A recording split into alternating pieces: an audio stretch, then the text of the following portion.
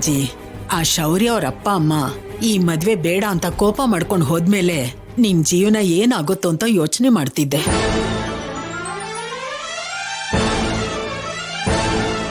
ಆದ್ರೆ ಎಲ್ಲ ಒಳ್ಳೇದಕ್ಕೆ ಆಗಿದೆ. ನಿನ್ ಜೀವನ ಕಷ್ಟದಿಂದ ನೇರವಾಗಿ ಬಂದು ಸುಖಕ್ ಬಿದ್ದಿದೆ ಕಣೆ.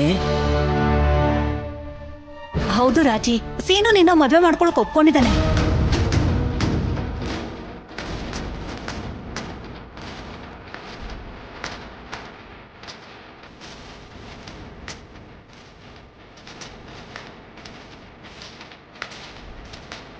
ಒಪ್ಕೊಂಡ್ಬಿಟ್ನಾ?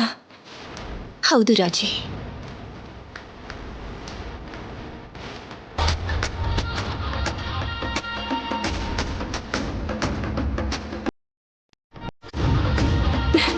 ಯಾಕೆ ನೀವೆಲ್ಲ ಹೀಗ್ ಮಾತಾಡ್ತಾ ಇದ್ದೀರಾ?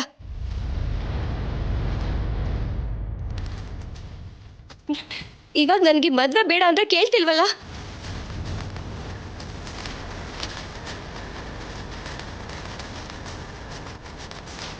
ಮದ್ವೆ ಆಗದೆ ನಾನು ಇಲ್ಲೇ ಇರಬಾರ್ದು ಅಂತಂದ್ರೆ ಹೇಳಿ, ನಾನು ಬೇರೆ ಎಲ್ಗಾರು ಹೊರಟೋಗ್ತೀನಿ. ಎಲ್ಲಿಗೆ ಹೋಗ್ತೀಯೇ? ಎಲ್ಲಿಗೂ ಹೋಗ್ತಾಳಂತೆ. ಒಂದ್ ಕೆಲಸ ಮಾಡು, ನಮ್ಮೆಲ್ರಿಗೂ ಒಂದೊಂದು ದೊಡ್ಡ ವಿಷಯ ಹಾಕ್ಬಿಡು, ನಾವೇ ಹೊರಟೋಗ್ತೀವಿ. ಅಮ್ಮ, ಆಗ ನೀನ್ ಎಲ್ಲೂ ಹೋಗೋಂತ ಅವಶ್ಯಕತೆ ಇರೋದಿಲ್ಲ, ಸರಿನಾ? ನೋಡಿ ಅಪ್ಪ, ಅಮ್ಮ ಹೇಗ್ ಮಾತಾಡ್ತಿದ್ದಾರೆ ಅಂತ.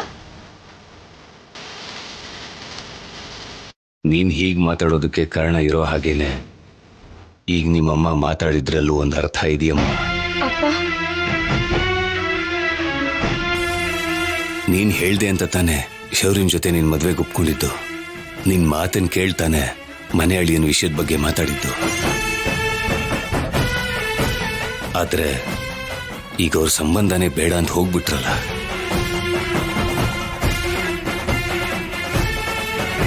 ಮಾವ ಆಗಿದ್ದವನು ಗಂಡನಾಗ್ ಬರೋದು ಒಂದು ರೀತಿ ಅದೃಷ್ಟನೇ ಅಲ್ವೇನಮ್ಮ?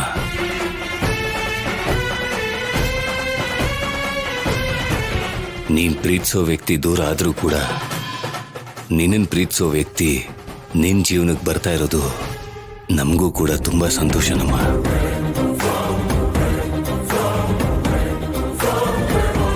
ನೀನೀಗ ಸೀನು ಜೊತೆ ಮದ್ವೆ ಬೇಡ ಅಂತಂದ್ರೆ ಸಮಸ್ಯೆನ ನಾವೇ ಎದೆ ಮೇಲೆ ಹಾಕೊಂಡಂಗಮ್ಮ. ಅದು ಹಾಗಲ್ಲ ಅಪ್ಪ. ಯೋಚನೆ ಮಾಡಿ ನೋಡು ರಾಜಿ, ನೀನು ನಮ್ಮ ಮಾತು ಕೇಳಿ ತಲೆ ಬಾಗ್ಸಿ ತಾಳಿ ಕಟ್ಟಿಸ್ಕೋತೀಯ, ಅಥವಾ ಊರವ್ರಾಡೋ ಮಾತಿಗೆಲ್ಲ ನಾವು ತಲೆ ತಗ್ಸೋ ಹಾಗೆ ಮಾಡ್ತೀಯ?